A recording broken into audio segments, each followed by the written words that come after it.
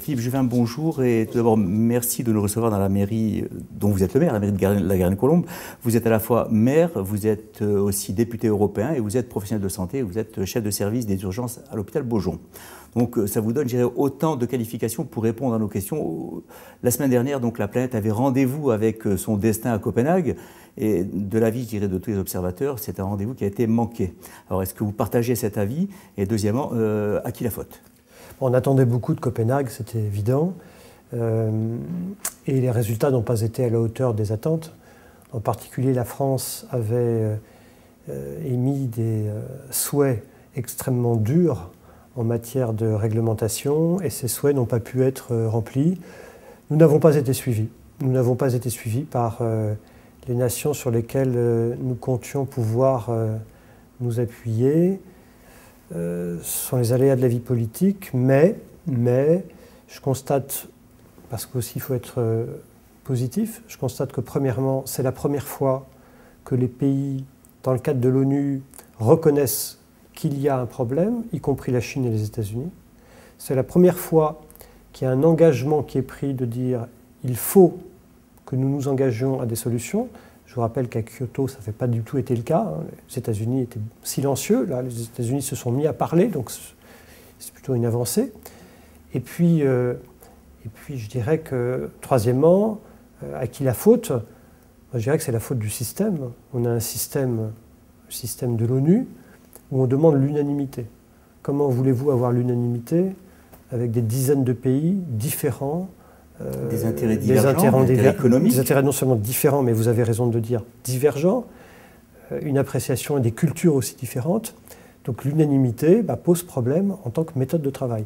Et ça me rappelle ce qu'on a vécu nous en Europe, où on est passé d'une Europe d'un petit noyau à une Europe d'un très grand noyau, nous sommes presque 30, et on s'est rendu compte de quoi? C'est qu'on ne pouvait pas faire fonctionner l'Europe.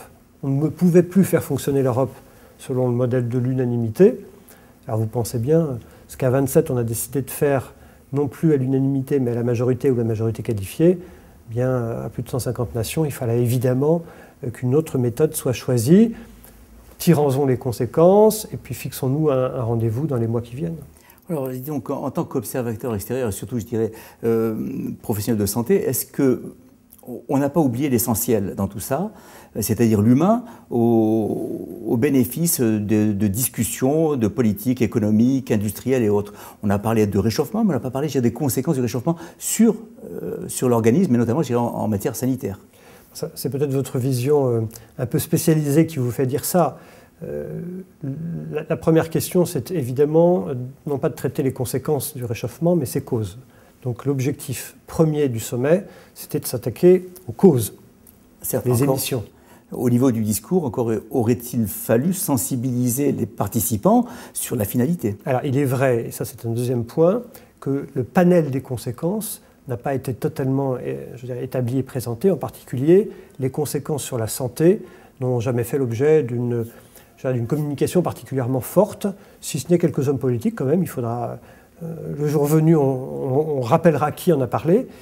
Et sur la santé, on sait maintenant depuis une dizaine d'années, il y a des publications scientifiques dans des revues médicales que les confrères et collègues médecins connaissent, qui sont régulièrement publiées et qui montrent qu'il y aura un effet très probable. On est dans la probabilité parce que on n'a pas le modèle expérimental in vivo n'existe pas, on n'est que sur de l'épidémiologie de prospective, ce qui en soi est une méthode comme une autre, de toute façon c'est la seule dont nous disposons, et qui semble montrer que le réchauffement climatique, s'il a lieu comme on le craint, pourrait avoir des conséquences sur certaines maladies infectieuses. Je pense en particulier à un développement du paludisme et puis de toutes les diarrhées, en particulier le choléra, bien entendu.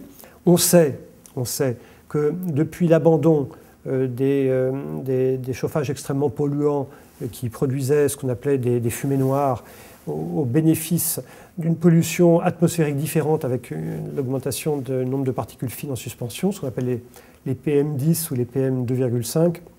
2,5, c'est leur diamètre.